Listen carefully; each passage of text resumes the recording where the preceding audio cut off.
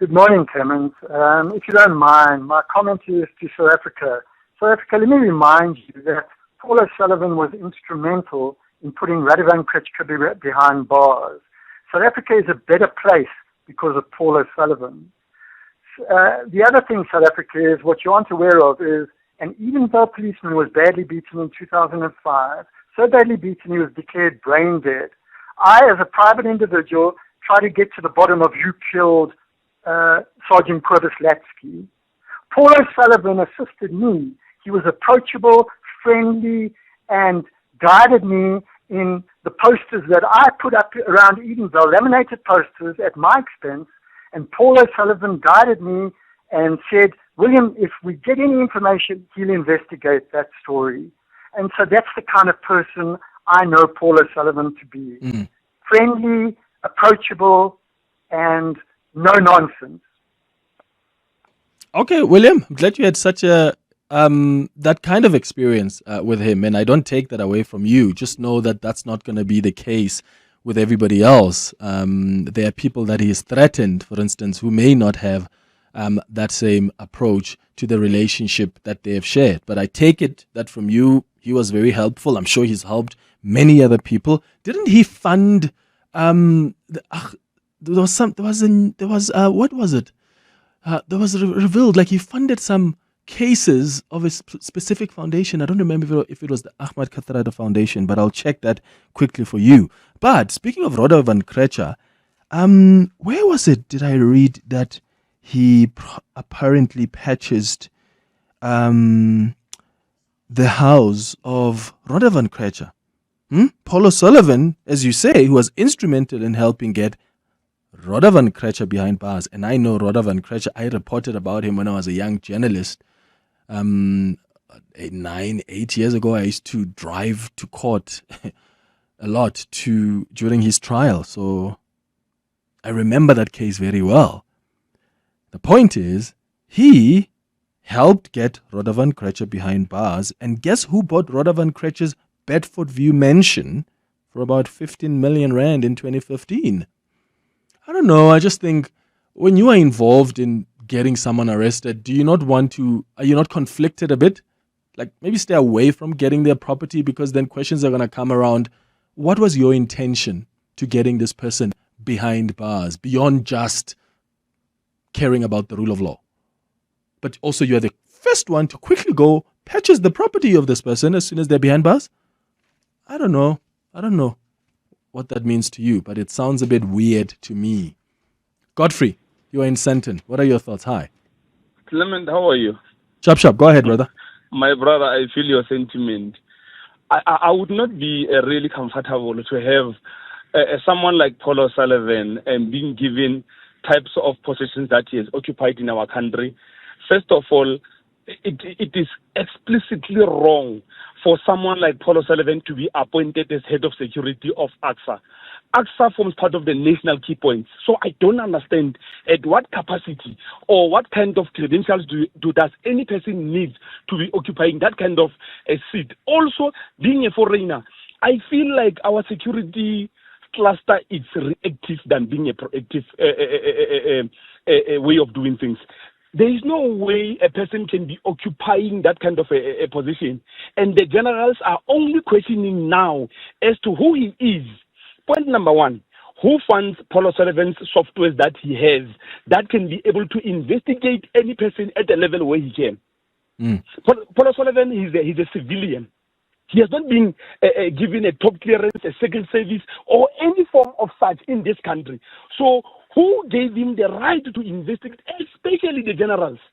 It does not make sense. And it is dangerous for us to have a foreigner to have that kind of power in this country. When he bought the house for 15 million rand of Radovan Krejcir, where did he get the money? Who gave him that money? Godfrey, these questions are really important. They're really important.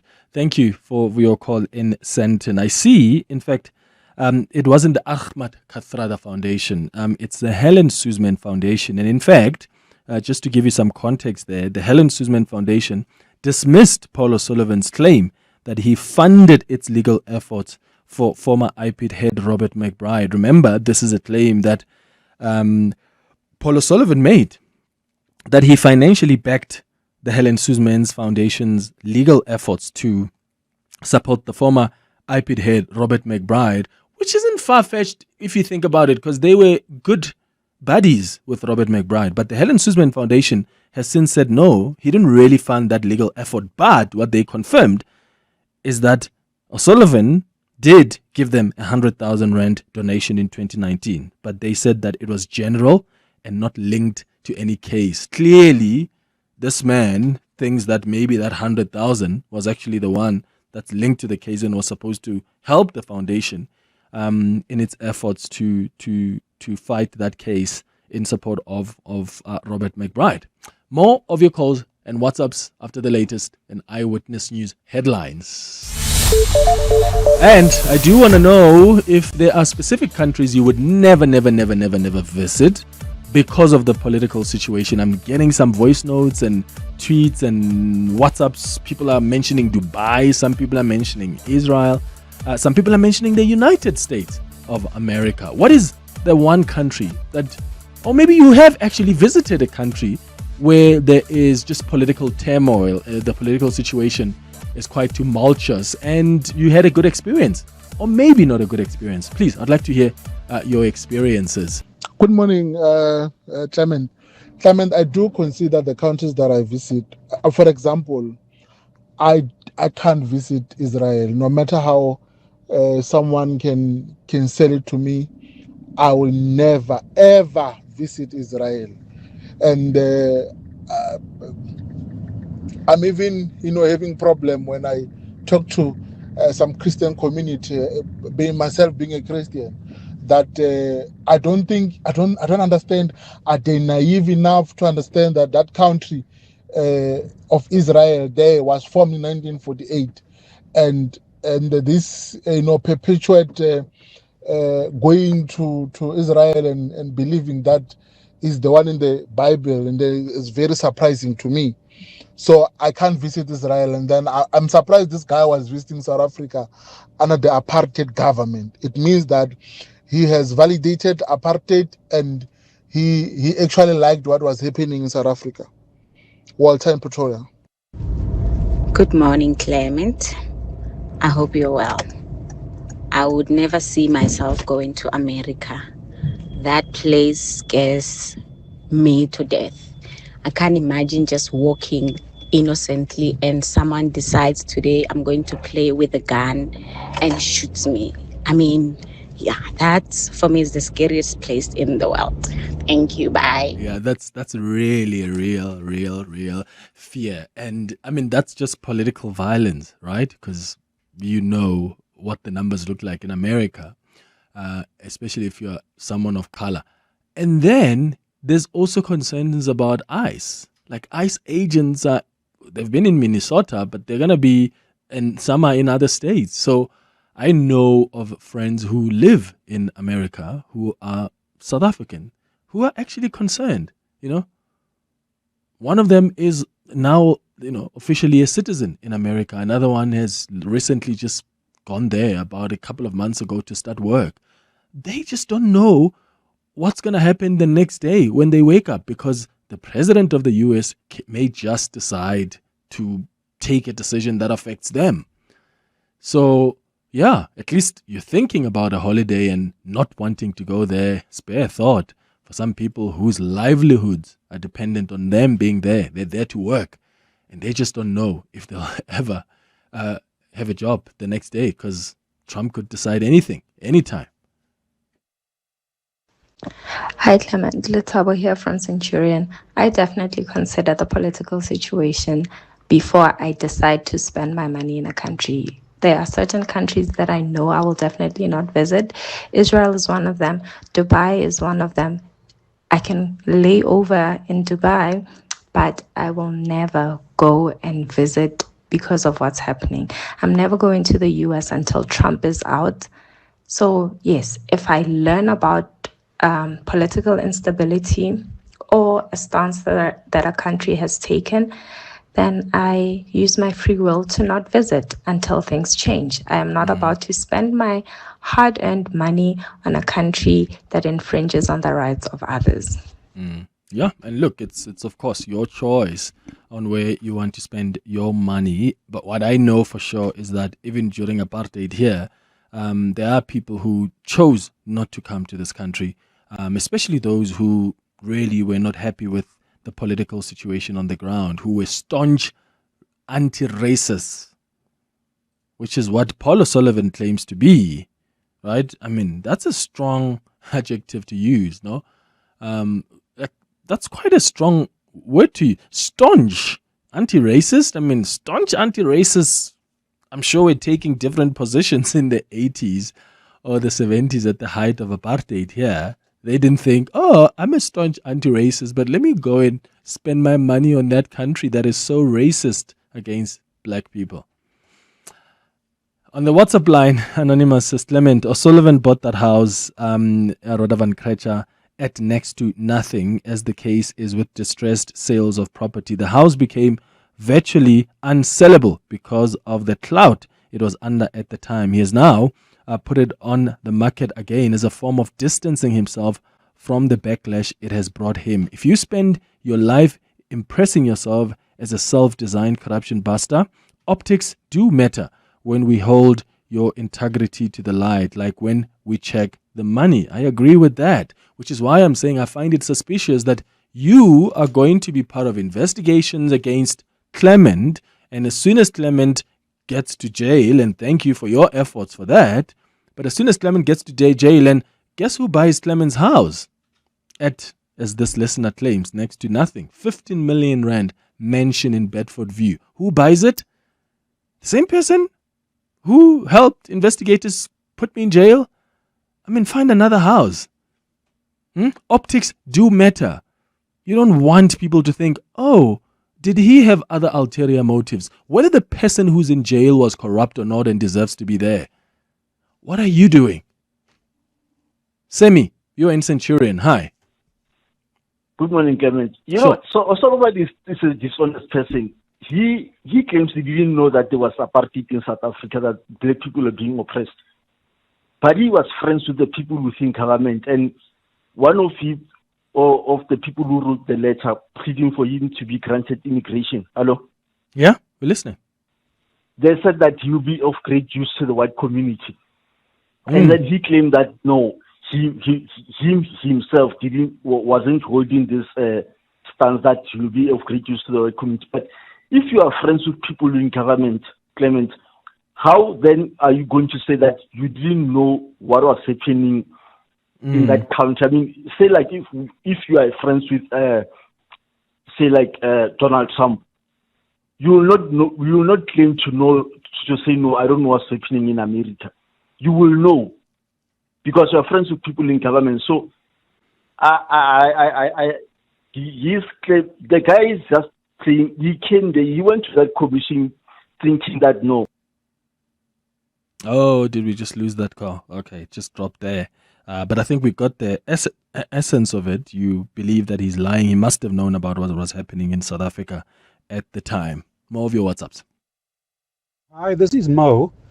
Look, I listened to the interrogation yesterday. I think the first thing is we must not allow the politicians to think for us. Currently, the media narrative is picking up where the politicians in that room went with Paul Sullivan. And to be quite honest, I'm disappointed in how they handled themselves.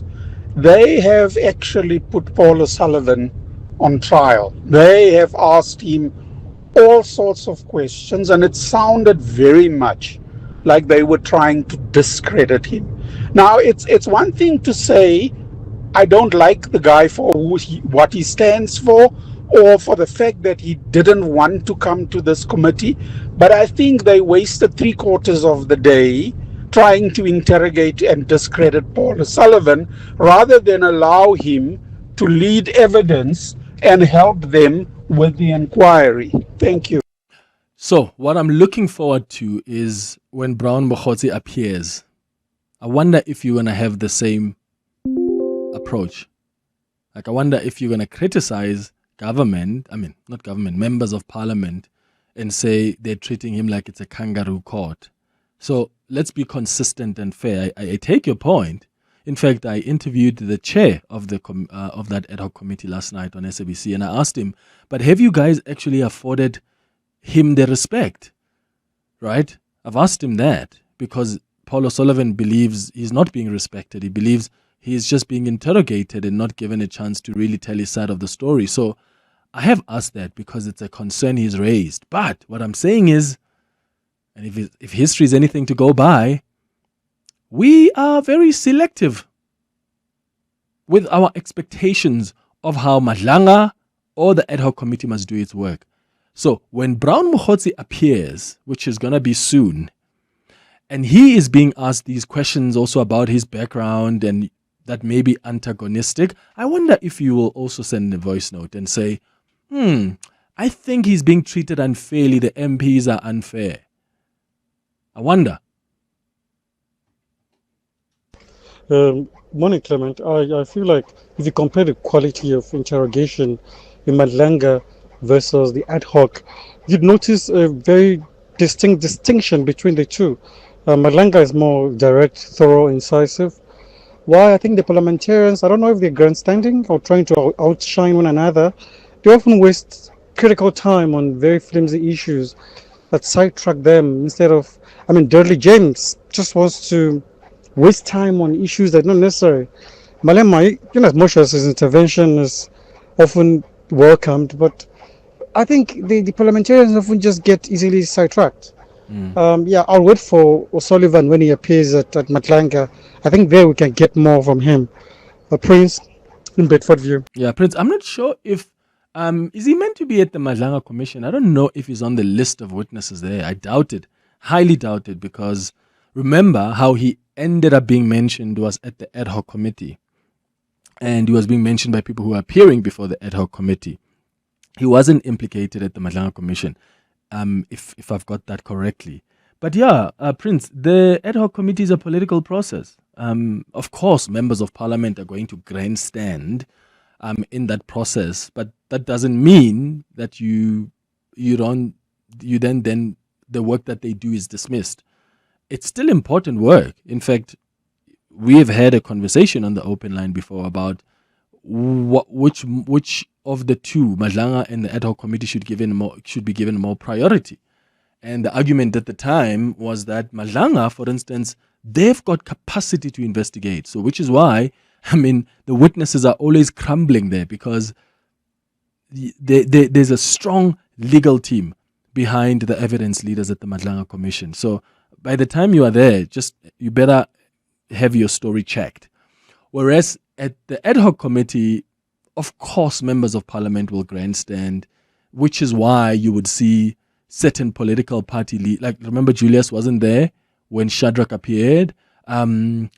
Yesterday was the DA member of parliament Glenys Brettenberg there yesterday? I think she may have left earlier yesterday. But what I'm saying is there are certain political dynamics you pick up. Like pick up the tone of the DA or the tone of the ANC, the tone of the EFF when they question certain witnesses. All of that matters. But that's because it's a political process. So there's nothing we can do about it. It's always going to be about politics. They're always going to find an opportunity to grandstand. You and I must just pick up what we think is interesting and what we think somehow is more insightful in as far as the role of the people who appear there is concerned. Some more WhatsApps on 072 702 1702. Morning, Clement. One thing we mustn't forget, and I'm not protecting or coming up for Paulo Sullivan. Paulo Sullivan was appointed by the police, declared competent to do the training. He didn't appoint himself. The training material was accredited by the police for him to use in the training. He didn't force it down. It was accredited by the police. So now coming to Paul Sullivan and say that he hasn't got a degree, really? Do you need a costume, trousers to swim? Can't you swim without it? Was it really required that he had a university degree to give the training? He was accredited by the SABs. So that's the facts. Let's don't forget the facts. CO Pretoria. Good morning, Clement and team. It's Modise here. Look, the issue of qualifications for Paul Sullivan, I think I can believe that he might have been appointed without one. I worked for a parastatal some years ago, and you would find people calling themselves engineers without an engineering degree, being white. And it was strange to me, and I thought it was only in that parastatal, but apparently in some of these parastatals, back in the days, if you had some core competence or whatever that is, degrees never mattered, but I think they mattered for the black folk. Cheers. Yeah, which would really be so fascinating, hey? But again, that will also tell you a lot about the history of this country, even before and after the transition, what we were still stuck with. I think Julius today, Malema, is going to ask that question because he's the one last night who said we need to find that job advert from AXA. Like, how do you hold such a senior executive and they didn't require even a diploma or an equivalent of a degree? I mean, surely it can't be just because of the color of your skin and then they think you're competent enough to do the work. There's no way that was the case. So I'd like to see the job advert. What was the requirement in terms of qualifications? What was the requirement in terms of work experience? Clement, I mean, come on. So many things can be true at the same time. Paul Sullivan could be useful as a crime buster and have contributed to the downfall of Jackie Selebi, the nabbing of Radovan Krejcir, etc., etc., etc. But he could also be an agent with an agenda that is not as virtuous as many of these callers are claiming. So let's not be naive. Let's let the Ad Hoc Committee investigate his background and see what his real motives are, no matter what the outcome of that work that he does. The motives are important. It's important to know whether or not this man really has our country's best interests at heart. Spiwe in Johannesburg. Yeah, and that's what's important to me. Does he have the country's interests at heart, the best interest of this country at heart? Isn't it fascinating how, like, there are people who feel, yes, this man was treated unfairly by the committee. But if you watch the committee yesterday, haven't they treated most of their witnesses like that? Like, have they not really gone to great lengths to try and understand, where have you been? And by the way, the reason it took so long, I think, with Paul Sullivan is because he didn't provide even a CV. He didn't provide even a summary of who he is, where he comes from, when he arrived in the country. None of that. Whereas with other witnesses, what makes it easier is already they've got a CV. Or at the very least, already they've got some summary of who Cedric Nkabinde is and where Cedric Nkabinde has worked, or Khomotso Phahlane, or General Mkhwanazi. Huh? Isn't that interesting, though, that there are certain people who suddenly think, oh no, they're being unfair on Paul O'Sullivan. Why must we care about what happened in the past? Have you had the same issues with other witnesses? Because I've raised how unfair some of the MPs have been to other witnesses. We've had this debate before on the open line. But no, it's Paul now who comes. And some people are changing tack, which is why I'm saying I'm looking forward to Brown Mokhotzi's testimony. And I know members of parliament are going to be very hard on him, probably more harder than they are on Paul O'Sullivan. And I'm looking forward to getting your WhatsApp voice notes complaining about the unfairness of members of parliament towards Brown Mokhotzi. Let's see. Hi guys, Andre here. I just think everybody always looks at what degree do you have or what have you studied. I mean, back in the day, I know accountants that didn't even study accounting. It was better accountants than accountants that studied accounting.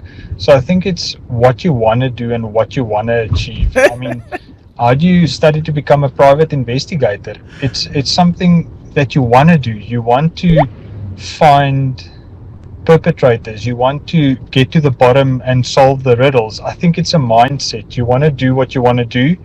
It doesn't matter what you study.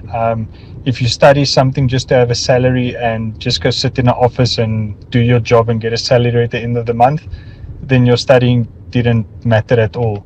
I think you've got to, if you can put your mind to something, it doesn't matter if you studied, you can do it. Like there's lots of entrepreneurs that's running great businesses that didn't study. So I don't think people have to look. You have to look into what guy studied or degree has. It's what insight what drives you. Anyway, have a good day. Thanks for the good show. Cheers. Yo, guys, it must have been nice back in the day, hey? Like, you can be an accountant, but you didn't study accounting. You can hold an executive position at a national key point without security clearance or a qualification that is an equivalent of a diploma or degree. That's so interesting. But also, the very same people that are now saying qualifications don't matter are always calling to complain about certain ministers who hold positions that they're not really qualified for, like a minister of health who has never even worked in the health industry. Or better yet, how many of you complained about Jacob Zuma, who only has, what? Standard 2. Oh, how can we have a president? I mean, you've just said now, as long as you put your mind to it, right? Jacob Zuma put his mind to it. In fact, he was a very good politician. Anybody who knows him, whether you corruption allegations and something else, you can accuse him of that. I'm not talking about any of that or how he's done governance. I'm talking about politics. He understood politics, so he put his mind to it. And yet, there are some of you that still complain. How dare we have a president who runs government who only has standard 2? But oh no, there's Paulo Sullivan now, and let's not care about qualifications. It doesn't matter anymore. What's Zagalan? Hanging out with Clement on 702. Let's walk the talk.